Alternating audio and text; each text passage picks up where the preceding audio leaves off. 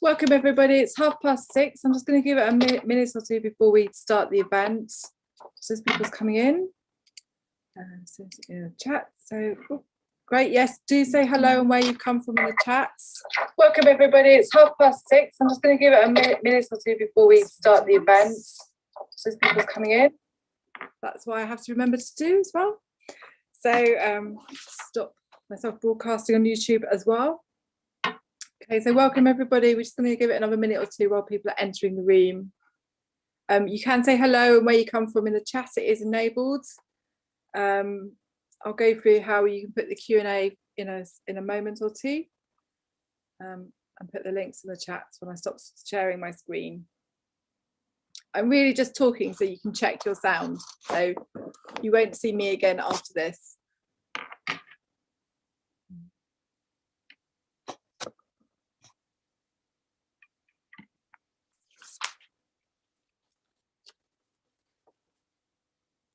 Okay, just as people are coming in, I'm going to just start the welcome and introduction.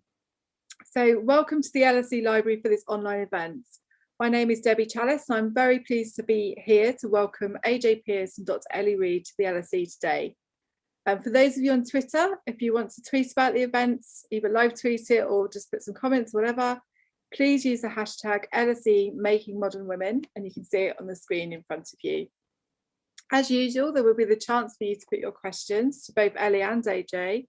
To submit your questions, please use the Q&A feature at the bottom of your screen. This is a webinar, so you've got the chat enabled, so you can say hello and talk to each other in there. If you want to ask a question directly to answer, we'll probably start that about 7:15. Please put the questions in the Q&A. But for now, I am delighted to hand over to Dr. Ellie Reid, whose PhD and forthcoming monograph was on Women's Weekly from 1918 to 1958. And she's also the project officer on a fantastic project called Time and Tide, Connections and Legacy, which is funded by the AHRC. So I'm just going to stop sharing my screen and turn my video off, and then she and AJ can start.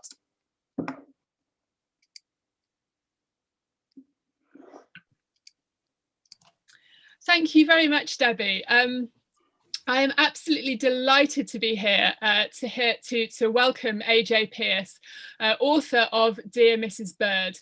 Dear Mrs. Bird is AJ's debut novel. It was published in 2018. Shortly afterwards, it became a Sunday Times top 10 bestseller, and the following year it was a Richard and Judy Book Club pick. In 2019, it was shortlisted for 2 prizes, the Debut of the Year at the British Book Awards and the Royal Society of Literature Christopher Bland Prize.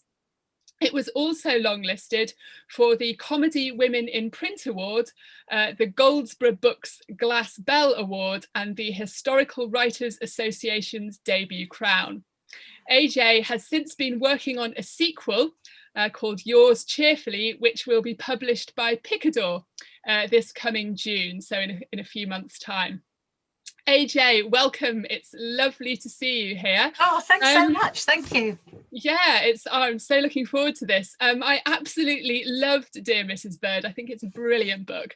And I'm really, really looking forward to hearing everything that you have to say about it. Now, looking at the chat, it looks as though quite a few people who are here have read the book already, but I'm wondering if you might begin by giving audience members who haven't read the book an idea of what it's all about. Absolutely, thank you. Thank you so much for having me. Hi everyone who's already read the book, thank you. Thanks everyone for coming along. So yes, Dear Mrs. Bird is set in London in 1941. And it's the story of a young woman who dreams of becoming a war journalist, but gets a job working for a really ancient, very grumpy old Agony aunt on a women's magazine called Mrs. Bird. Now, Mrs. Bird is a relic from the sort of 1900s. Used to be an Agony aunt then, comes back to help out during the war, but has brought with her very much an Edwardian view, probably Victorian view on relationships, sex, morals in general, and won't answer any letters and won't help any readers who have any problems in that area. So Emmy, who's entirely unqualified, secretly starts to try and help the readers with mixed results, I think it's fair to say. So that's the general premise. Wonderful, that's fantastic. And so I'm curious to know, what inspired you to write Dear Mrs. Bird? Where did this novel all about like a young would-be war correspondent who ends up working as an assistant for an Agony aunt on a women's magazine? Where did all of that come from? Well, it's scary, isn't it, how things turn out. It was complete luck. I'd been writing for a while and enjoying writing, wanting to write a novel. I'd tried to write a contemporary novel, which was sort of all right, but not spectacular. And then one day I was time wasting online and saw a 1939 copy of in fact, it's handily, here it is. I found this online, a copy of Woman's Own from July 1939. And with a title that says, knit this beach suit. I mean, how can you not want to knit a beach suit and then probably drown in the water? And but I bought this for £5. And as soon as I opened the page, I just loved it, because I've always been a big fan of magazines my entire life, from when I was tiny and reading Twinkle, the magazine for little girls. And I love history. My degree was in American history, and the two just came together in one of those moments that has ended up sort of changing my life. What I loved about the magazine was that it gave a window into a completely different era. This particular issue is just obviously pre-war in July 39, but it's through a medium that I'm completely used to. And the magazines at the time were very similar to now. The weekly magazines have the fashion and recipes and fiction in them. And to my absolute delight, as I got to the last page of the magazine, they also had the problem pages. And at that point, I just knew this is what I wanted to write a book about, because there were just stories leaping out of the pages.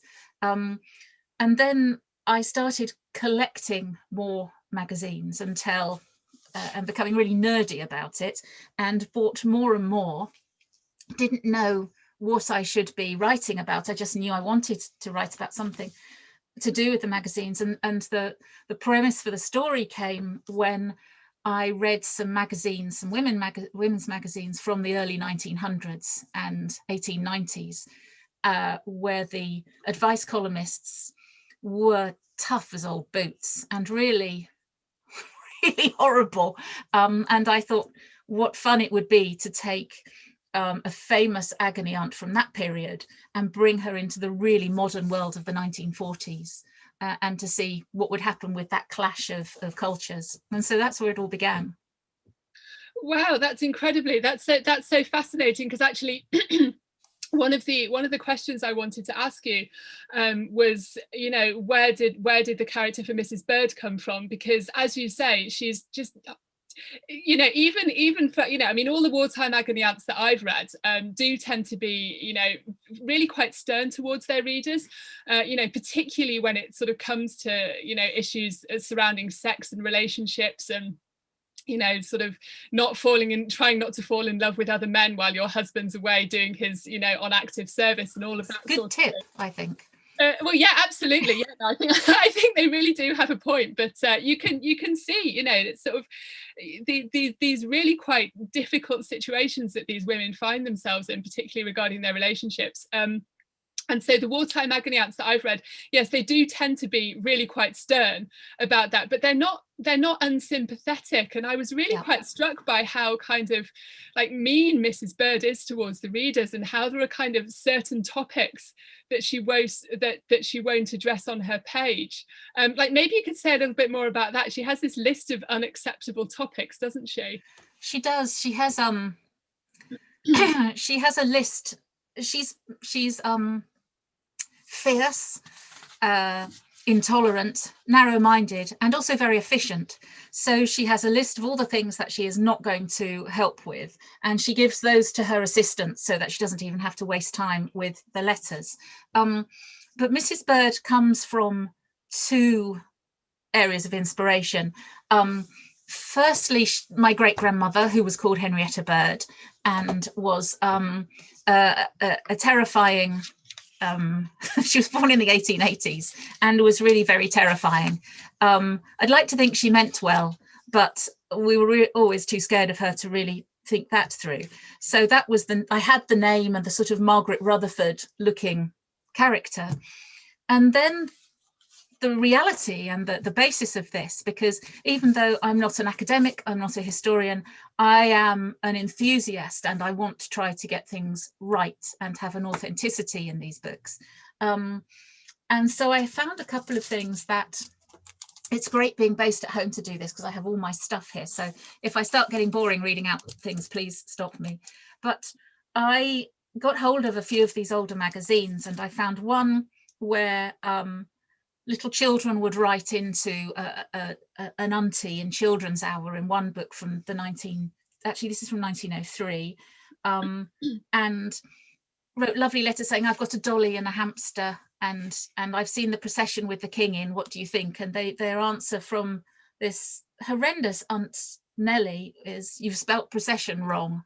And to a 10-year-old, crushing them forever. So that started it off. And then I found this is a volume of monthly magazines called The Young Woman from 1897. And I was fascinated to see that they have problem pages in the 1890s. They don't publish the letters, but they do give the answers. And lots of them, some of them are about hygiene in the home.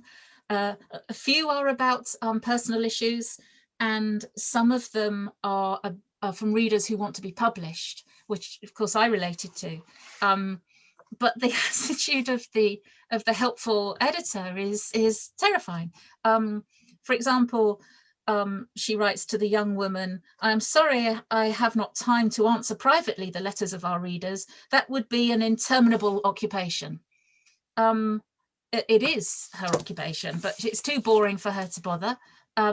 Some poor person has written in with a poem, and the answer is, I am sorry, there's nothing in your verses that indicates any aptitude for poetry. Another person says that the best thing about their poem is it's short, and they are really, really tough. And so I was sort of delighted. I mean, I should add that equally, they do, even in the 1890s, and I know this is off topic from the Second World War, but they do stand up for the readers on occasion. And I have one letter here which someone had written in, and where clearly she's a young servant girl and she is being harassed by her male employer. I mean, I'm not making light of this one whatsoever, and obviously at the moment this is very relevant. But she says to the young woman, right, you know, leave your present employment without a moment's hesitation. And she said, I do not think the man a villain, but I think him a poor, silly, sentimental weed. She later goes on to say, tells her to slap him around the face if he tries anything again, and then gives a list of possible weapons. I mean, it's quite extraordinary. I won't read out that stuff. It is assault, but I think that's really interesting, that there is this line of, there's a high moral standard, and as you say, that the readers get told off, you know, if they're acting in a way that the individual agony aunt thinks is immoral. But there is, as you said, this sympathy that sort of crops up now and then that almost takes you by surprise. So I am fascinated by this combination on the problem pages of quite opinionated, you must or you mustn't behave in one way, and then every now and then they cut through the accepted behavior and just say, this is wrong, leave, or actually we get this, we know you're scared, it's all right. So I find it hugely interesting that whilst they were incredibly stern in 1900, slightly less stern in 1940, and obviously hopefully far more supportive now, as with everything about women's magazines, they aren't just a cliched, you can't have a cliched generalization. The Agony advice always keeps you on the hop, because you never quite know what their response is going to be, which I find fascinating. Yeah, absolutely. It's often really fascinating, for me anyway, it's fascinating to see how the Agony ants kind of walk that delicate line between what is socially acceptable and what is kind of, you know, in with the editorial, like the morals that they have to keep to because of the magazine's editorial stance, but also that kind of like humanity and recognizing that the people, because actually, you know, at the time, I think a lot of these women are writing in with questions, with, you know, with issues that they can't talk to their family and friends about, you know. Yes. The Agony aunt, this kind of, you know, the impersonal help, at a time before counselling, and sort of that, you know, kind of that sort of support. You know, if sometimes they don't have anyone else to turn to, and I think, yes, you know, they are playing a really, really important role in the magazines as this kind of advice bureau and this source of sympathy when, you know, you can't go anywhere else. Yes, it's really interesting to see them do that. So yeah, so just moving on, Dear Mrs. Bird, it does something that that the women's magazines don't do, of course, which is sort of take us behind the scenes at the magazine. It sort of shows us a lot of, you know, the work that goes into putting the magazine out each week, and gives us this really fantastic sense of what it would be like to work for a women's magazine, particularly during wartime. And I'm really curious, how did you go about researching that? Like, where did you find out about all that sort of thing? Well, I think there's a certain amount of poetic license in that. I worked in magazines in the late 80s and into the 90s, so pre-digital, when I think when I first started, we didn't even have word processors. There was just one, there was a secretary who would type up your stuff if you were lucky and if she liked you. So I've sort of used that, and I used to work in the marketing department, so everything was about deadlines, and there was and the editors were quite rightly the key figures, and then the marketing people. I used to work on Smash Hits, the pop magazine, and the magazine used to sell so many copies, and we would be trying to get 1 million badges to go on the front of the magazines, and if they weren't there at a certain point in the warehouse, then nothing would work for the schedules. So I knew the schedules, and I knew a little bit about the sort of relationships, and I also picked up things from reading hundreds of magazines from the wartime. You know, Vogue were bombed out, so they couldn't do their extra supplement with the patterns and stuff, but they still kept going. They still got out another issue, and I'd read that, as they still do really, is to have a couple of issues up your sleeve, so that if the worst came to the worst and the offices were bombed, then a magazine would have almost a complete issue ready to go to buy them some time to scramble to get another office set up. So I put all those things together, and hopefully came up with something that wasn't too far off the mark.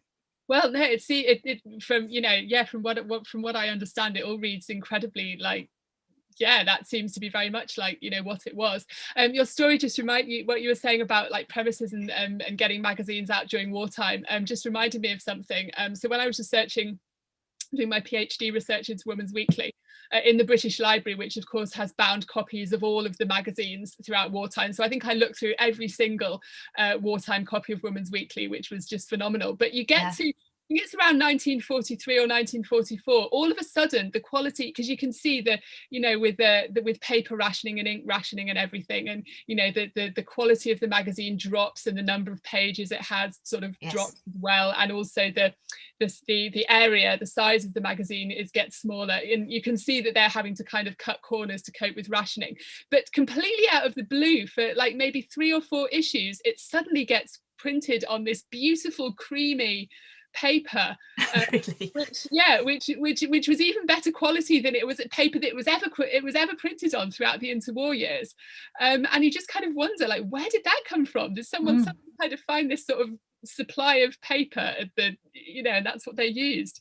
It's yeah, absolutely intriguing, and not something we can find out about, because of course the magazine's archive magazine no longer has its archive, so all of that kind of knowledge has been lost, sadly. But yeah, going back to Dear Mrs. Bird, one of the things that I love most about Emmy's character arc is her growing respect for women's magazines. So as you said in your summary at the beginning, at the start of the novel, she's aspiring to be a lady war correspondent, you know, what we might call a very sort of serious journalist in inverted commas, and she's really dismissive of Woman's Friend, and she's actually quite embarrassed that she's got a job on the women's magazine in the first place.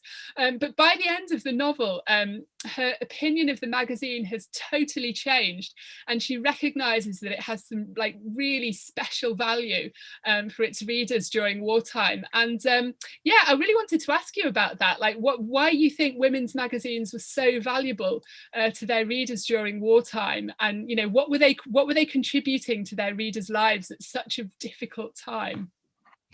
Well, I think there were 2 things really that Emmy's journey, as it were, I found it was slightly reflective of my own, in that I was like, oh, how lovely, these magazines are great fun, look, there are funny adverts for perms for babies and things, and oh look, and you know, all very light-hearted. And the more I read, the more I realized that actually they were, as we've already said, walking a very fine line between keeping up morale, working as part of the propaganda effort, giving practical advice, and also trying to help women who were really struggling without becoming mopey.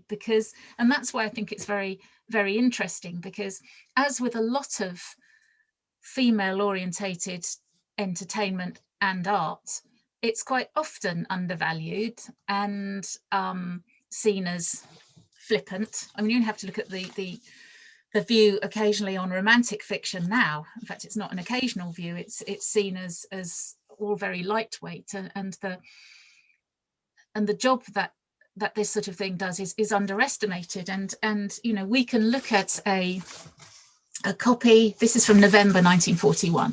A copy of Woman's Own, for example. And yes, the front cover has someone crocheting something, and inside there are some marvelous things inside. This is great. This is how to make Christmas presents, my show and tell. It's fantastic. You know, the heading on it is between you and us and the rag bag, Christmas stockings will be full this year.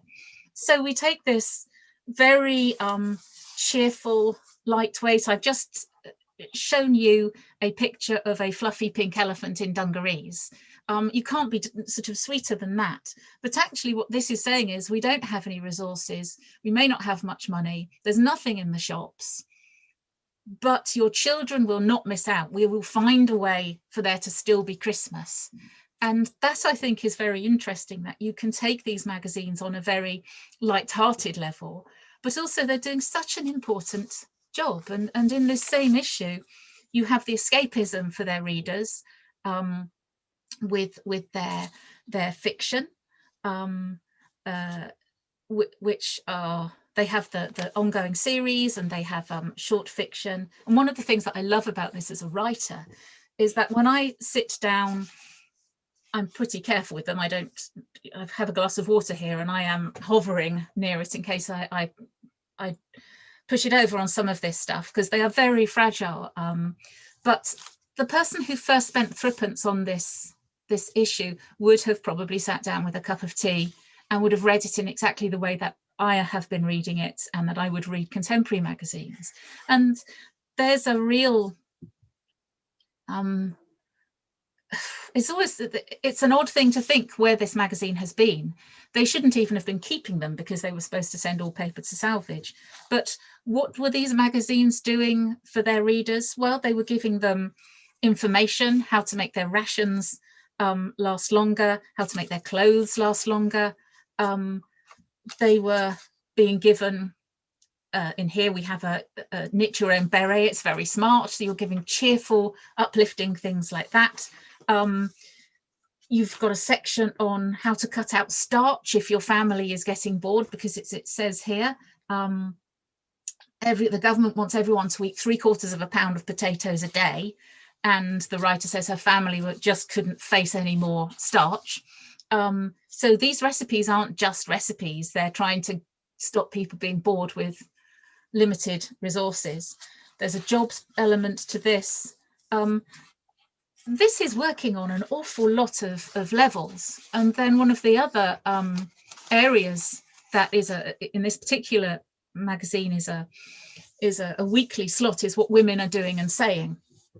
And I don't know if you're familiar with this, but they call it feminine news shots from everywhere. But what they are about 8 or 10 bite-sized news pieces about women.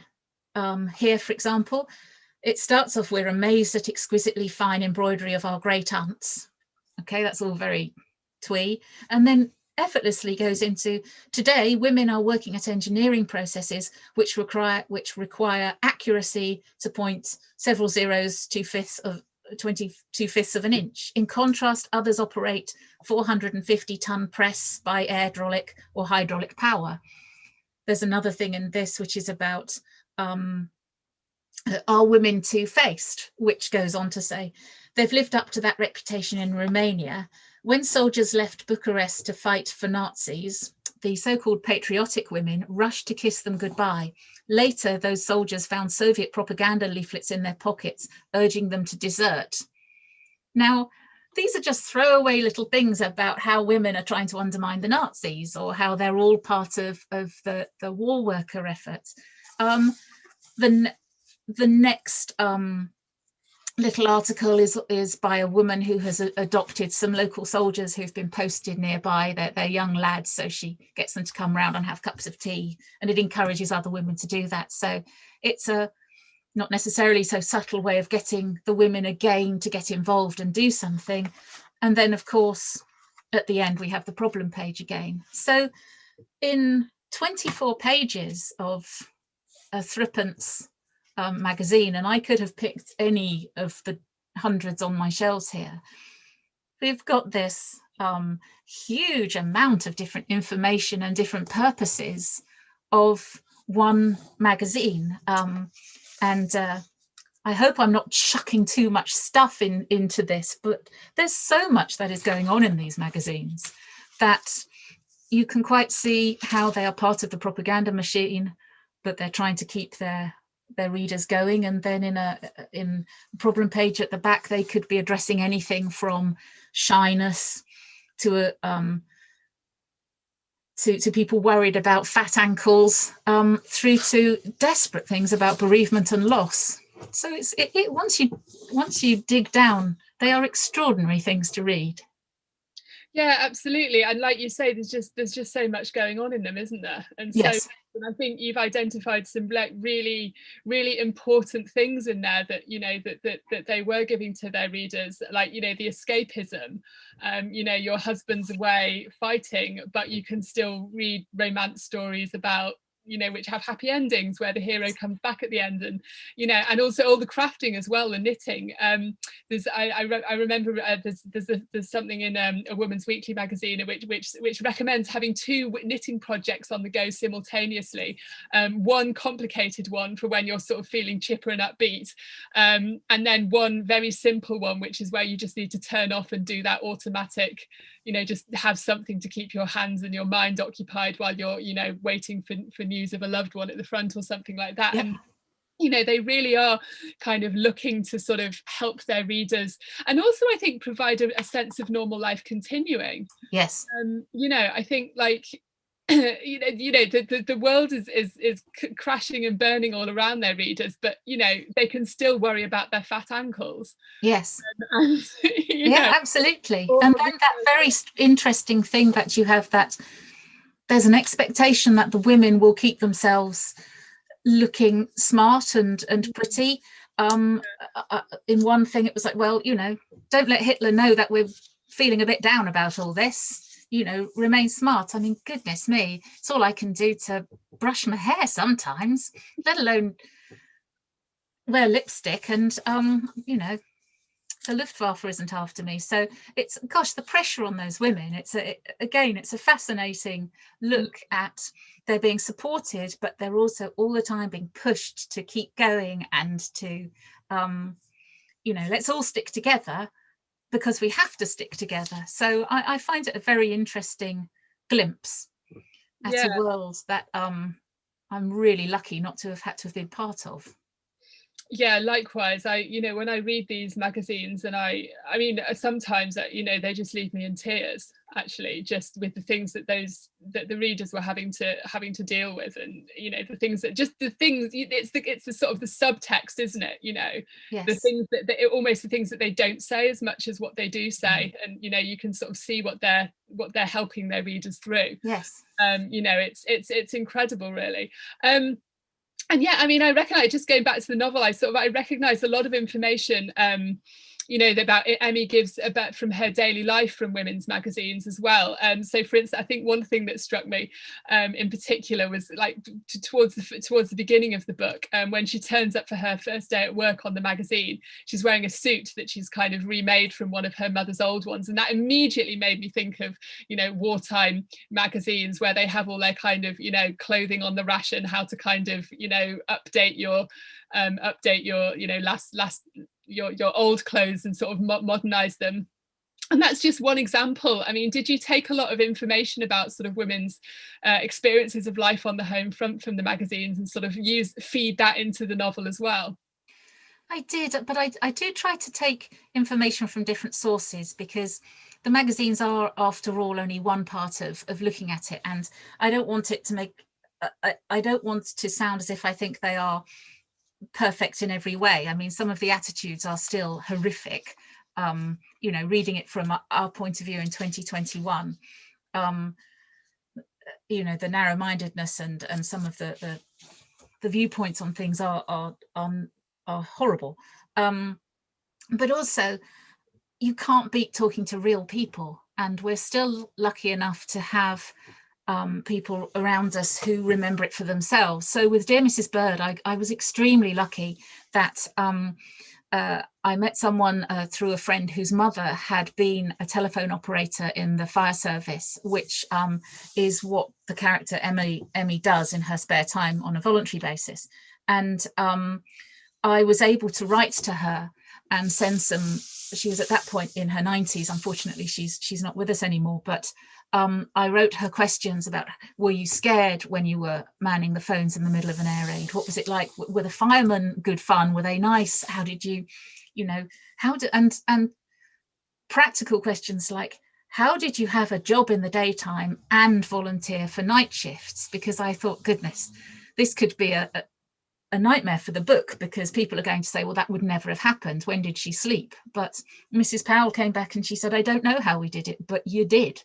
You know, we got on with it. So things like that, I think, are really important to me. And I've done the same with the new book as well. I've been lucky enough to speak to some women who remembered the war from their experiences, and you just cannot beat speaking to people and understanding their spirit, I think. So yes. Yeah, out of interest, did any of them read magazines during the war? Wasn't that something you were talking to them about? Yes, they did. I mean, a lot of the quite often, if I'm doing talks, people will remember children's magazines from the time, because you know, mostly people were sort of in their young teens of the people who I'm speaking to now. But yes, they do mention, people do mention that, you know, their mum would take a particular paper. I remember my grandmother calling magazines papers. That era called them that. But yes, I think they were an important part, and it's good fun to be talking to people, and then people go, oh, I remember we had that and we had that, and you can't get that from reference books. No, So, absolutely.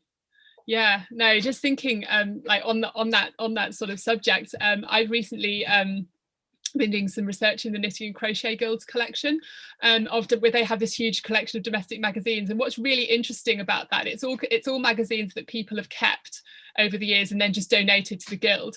yes.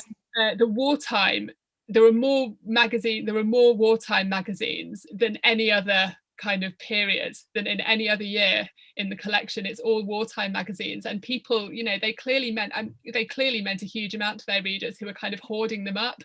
And I mean, you know, they couldn't have been keeping them all for the knitting patterns because there just wasn't enough wool around to make everything. But, you know, is that sense of sort of having something when at a time when you didn't have very much, you had your weekly magazine and you might keep it for, you know, for reference, and Yes. you know, lay it by for a time when, you know, when everything gets back to normal and you can kind of cook the recipes and things. But they shouldn't have been. I mean, you see it in the magazines. They say, you know, pass these on to your friends. Yeah. Share these. There's not much paper, and get rid of them, because don't put them all in your loft. It's a fire hazard. So why would someone keep an average issue of a weekly or a monthly magazine? It is fascinating. I'd love to know why. Yeah, I'm just delighted that they did, because yeah, and we can go and look at them. Yes. So yeah, so I'm like another thing that really like fascinated me by the novel is the way that it kind of handles the trauma of daily life during wartime, and the way in particular, I felt like there's a kind of, that for me there's often this really interesting conflict between Emmy's very, very kind of upbeat narrative. She's a very sort of cheerful character. She just gets on with things and she always kind of looks, you know, looks on the bright side, and there's this kind of conflict between that sort of her cheerfulness and the events that she's describing, some of the things that she experiences in the novel. No spoilers in case anyone hadn't read it, but they're really horrible and very traumatic.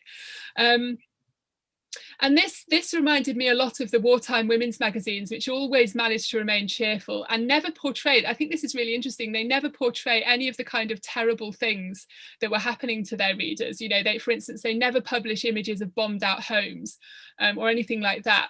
And I just wondered, I'd love to know if that's something that you were aware of when you were writing the novel.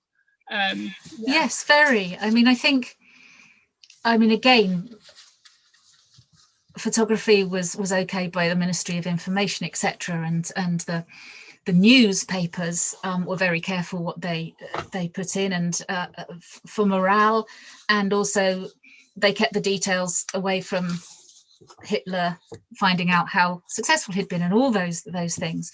I think the really interesting thing about the women's magazines is that mostly they are, keep going, you know, you're great, it's brilliant that we're all doing this, come on.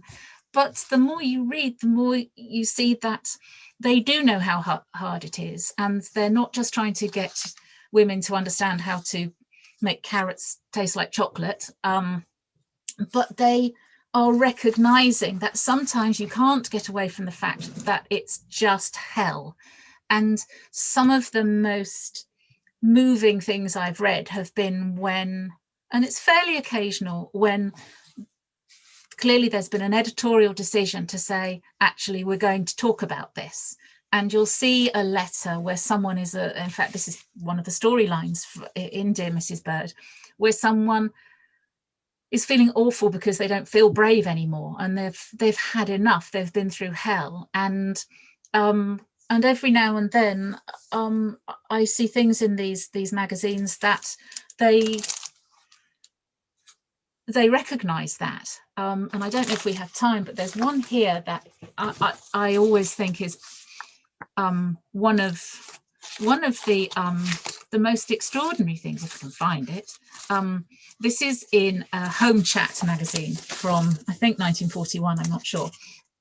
And this is it's Ask Mrs. Jim, which is their problem page, and they don't, as was the way, they don't print the letter from the reader. I think when letters were too graphic or in something they couldn't print for public consumption, they would just answer it. But this one is from starts off answering a letter to a woman who has she's in her 50s, and the woman, the editor writes, "I've just received a tragic letter from a reader up in Lancashire.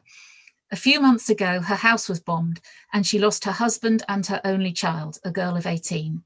She herself was saved by a miracle. She spent 3 months in hospital and a further 3 months with some friends. And now living alone in rooms, she asked me, how can she possibly face the future?" And it goes on. And clearly this woman just doesn't see the point of going on. You don't have to read very far into between the lines on this. And it isn't just a, oh, keep calm, buck up, carry on. It's a very thoughtful reply. I don't know if Mrs. Jim was an actual agony aunt. It could have been a room full of men writing this. It doesn't actually matter, in my view. And she says to her, if I can just read this, to begin with, she has the friends who took her in. It is worth going on. They cared for her during those 3 months when she was so broken in health and spirit.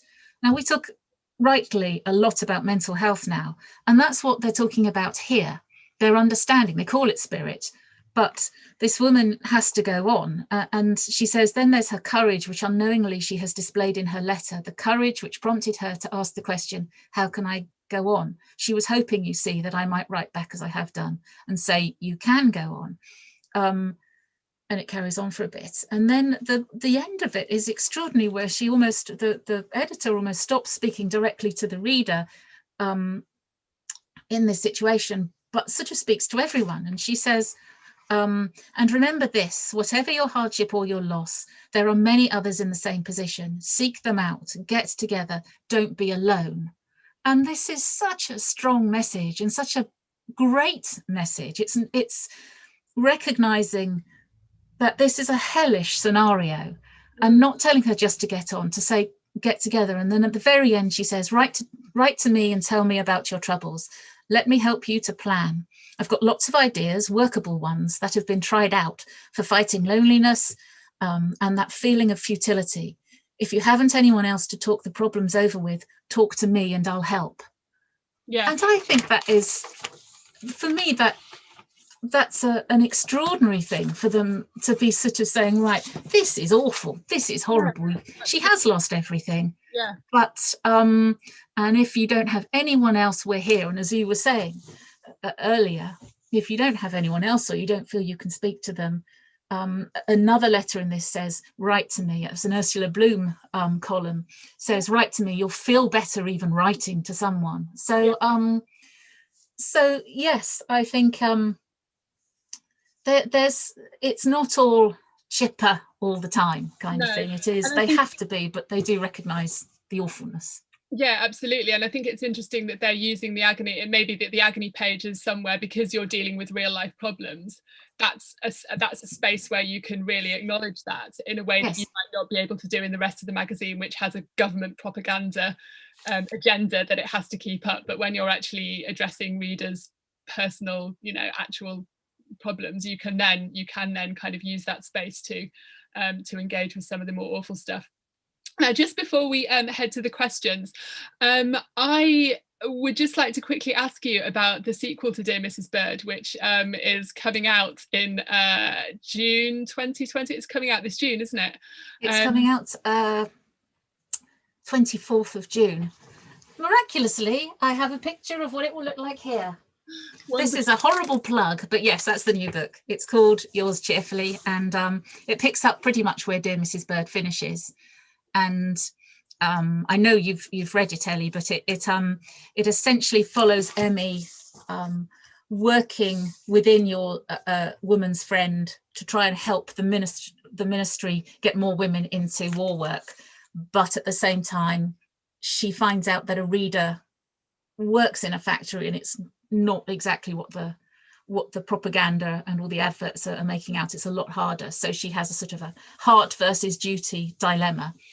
There are jokes in it and stuff as well. It's not all serious, I should say that. These are first and foremost sort of jolly books, I hope, but based with authenticity, I hope, based on that. So yeah, that's the new one out in June, and so it's one of those fingers crossed times that hopefully it'll be all right. Oh, it's wonderful. I received my copy, arrived in the post yesterday morning, and I sat straight down and I devoured it all. Oh, thank you. Finished it yesterday afternoon. It's absolutely fantastic. So yes, thank you. Loved it. Brilliant. Okay, I think it's time to ask AJ some questions. I can see in the Q&A that we have some questions from the audience. So let's have a look and see what we've got. So first we have a question from Donna, who would like to know if there are any plans to turn the books into a TV miniseries. That would be lovely. It has been optioned. A production company have got the option to make it. So it's all down to whether or not the TV companies want to make it. So yeah, a series would be lovely. We could all be extras. That's really why I want it to be in TV. Yeah, we don't know for sure, but hopefully at some point it will be made into TV. That's the dream. That's the dream. Fingers crossed. So yes, we now have a question from Danielle, who says, Emmy's voice is so unique and brilliant. Did her voice come clearly to you, or did you have to do a lot of research into the time and how people in London of her class used to speak?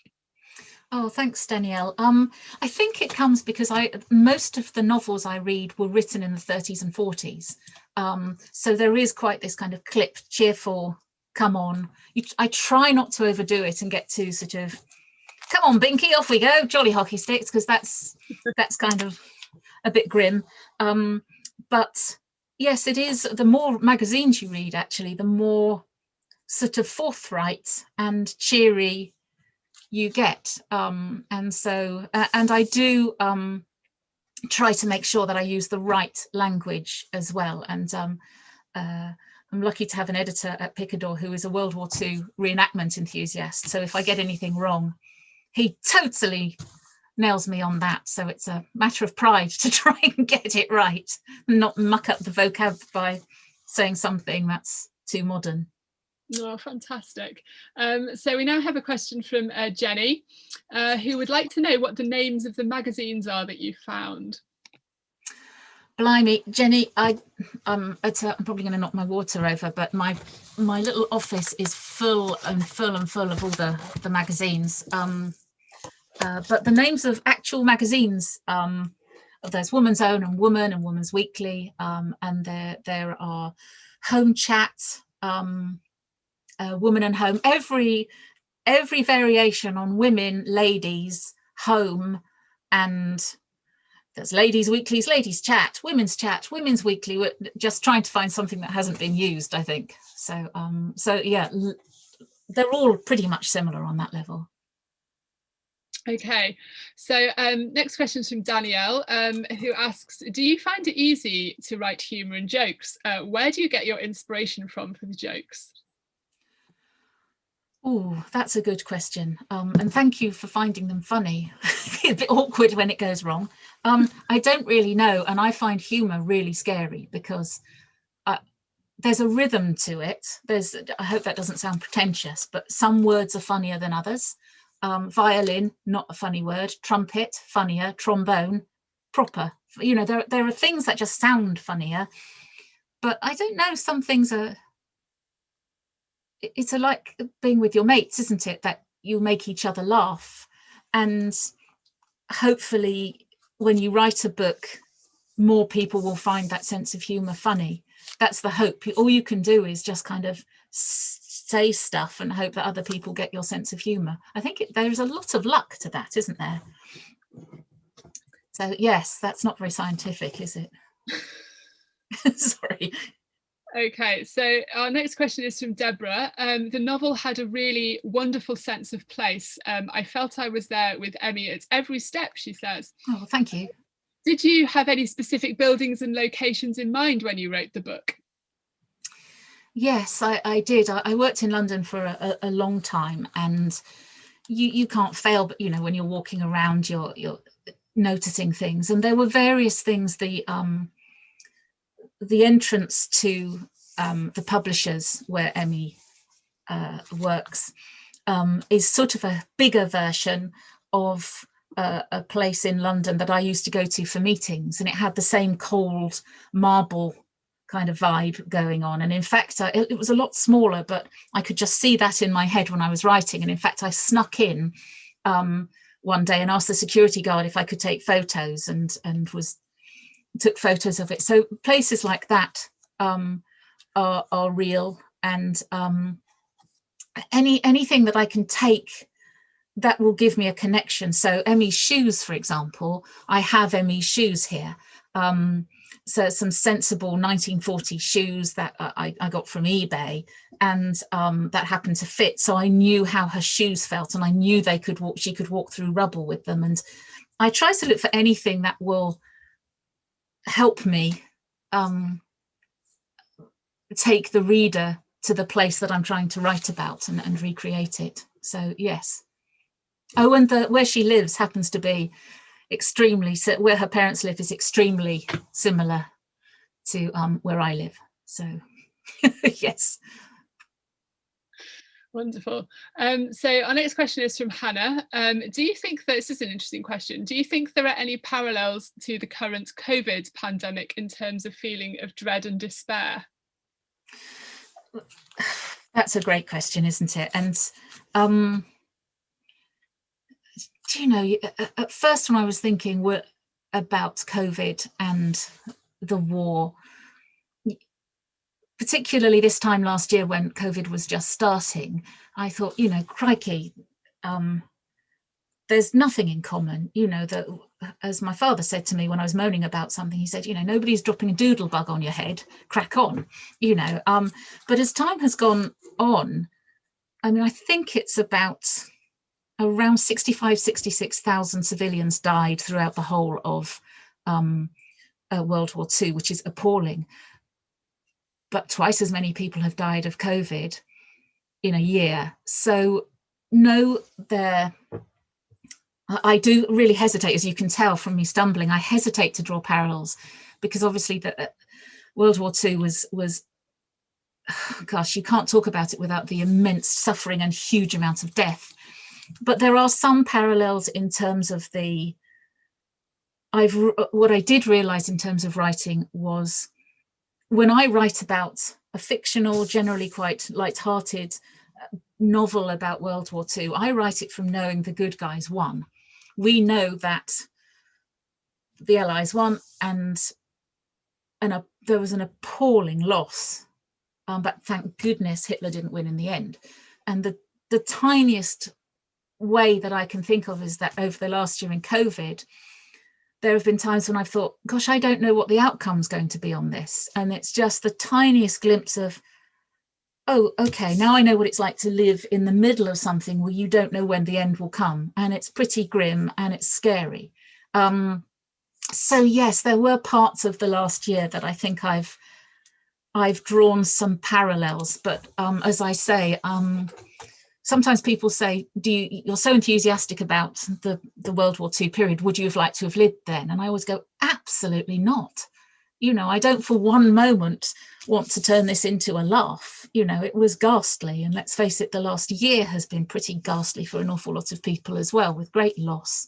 So it's a sensitive area that you just try and draw things from to help your writing, and try to do the right thing. Don't try to learn from different things and not take things too lightly, but learn from whichever position you're in. Does that count as an answer? I know it's a great question and a tricky one to answer, but thank you. Yeah. So our next question is from Louise, who says, I found the book spoke to me due to my granddad's experience in London in the war. How did you research the heavy rescue and fire service aspect of the book? Thank you. Yes, some of the fire service came from Mrs. Powell, talking about, I remember she told me that you know, the firemen would come back from some jobs absolutely devastated, so there were parts from that, and also a lot of reference books and lots of photography books as well. There's a great one, I'm looking at my shelves, called The Blitz, and I go through and look at the pictures for the detail, or I'll go onto YouTube and look at old newsreels, play music, or play at one point I was playing Sirens as loudly as I could in my headphones to try to get a grasp of what it was like. So piecing bits together, really. Okay, so we have a few more, some more questions about kind of the writing process itself as well. So Kristen wonders if you have any advice for people writing their first novel, or who would like to write a first novel, and she says she's really looking forward to reading yours cheerfully. Oh, thank you. Write what you love. A lot of people say it, but don't worry about what is fashionable or at the top of the book charts, or what your friends are reading or what your friends are writing. If you want to write sci-fi dog thrillers, I thought of it first. No, if you want anything you want to do, if you love it, write it, because it takes forever to do these things, and the blank page is really scary sometimes. Don't worry about the bigger picture, just enjoy writing and read loads, and just try to enjoy it, because that's the main thing. Okay, so we have Alexia has another question about the writing process. She asks, when writing historical fiction, how do you strike the right balance between researching the time period, etc., and actually writing the story? It's a tricky one, that. You don't want to info dump. I mean, sometimes you want to go, oh God, I've found this amazing fact. Did you know?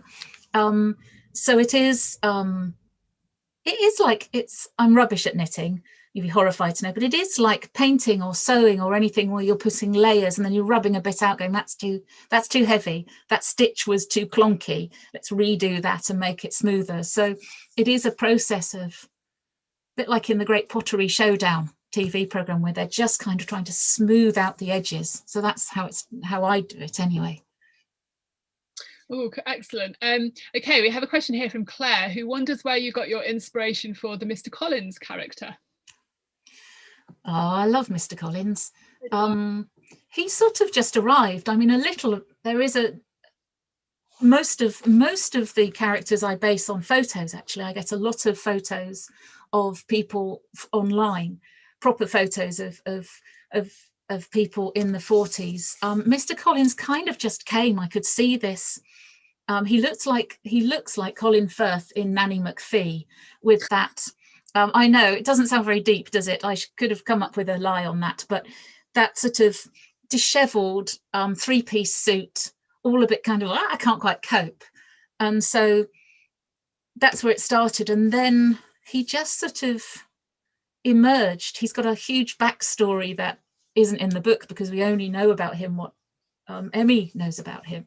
But I could see his office and I could see, once he was covered in ink, as he is in the first book, I could just see this very creative chap who is in this almost cave of books, and the young Emmy kind of draws him out of it.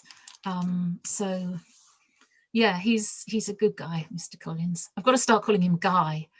That's his first name, and I find it really hard. Emmy finds it hard, and I find it nearly impossible. He's Mr. Collins. Yeah, in my head, he's Mr. Collins. I can't quite. I'm gonna have to use his first name. It's very difficult. Yeah. Okay, so Rebecca I would like to know how long it took you to do your research and then write the book, and she adds that she and her daughter both adore the book. Oh, thank you. Ages. The publishers have been incredibly patient.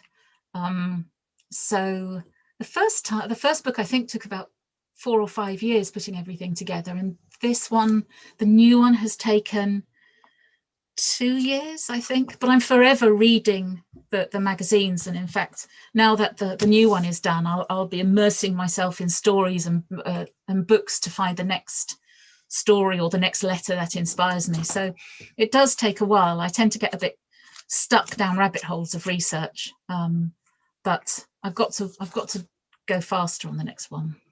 Okay, and one final question. Without giving any spoilers, this is from Claire. Claire's eager to know whether Yours Cheerfully will go through Bunty rebuilding herself with Emmy. Yeah, Bunty's on the way back. No spoilers, but she's fighting. She's fighting to get her old life back in the second book. So yeah. Great. It's yeah, it does have a very, it's very uplifting. Yeah, I hope so. Thank you. Awesome. Well, it's been a great pleasure to have the opportunity, I think, for me and of course for everyone else to listen to AJ Pearce. This has been such a lovely, such an enjoyable hour. Thank you very much, everyone, for taking part. And we are most grateful that you could find time in your busy schedules to be with us today. Oh yes, thank you. Now, as Debbie mentioned at the beginning, this event is part of the series around the LSE Library's new exhibition, Making Modern Women, which was curated in collaboration with a project celebrating the centenary of the feminist magazine Time and Tide. Links to the online exhibition at the library website and the Time and Tide project website will be in your chat. But thank you all for joining us, and enjoy the rest of your evening. Oh, thanks so much, everyone. Bye. Thank you, Ellie. This has been such fun. Yes. Thank you. Bye-bye. Bye-bye. Bye, everyone. Just to say, this is Bent's closing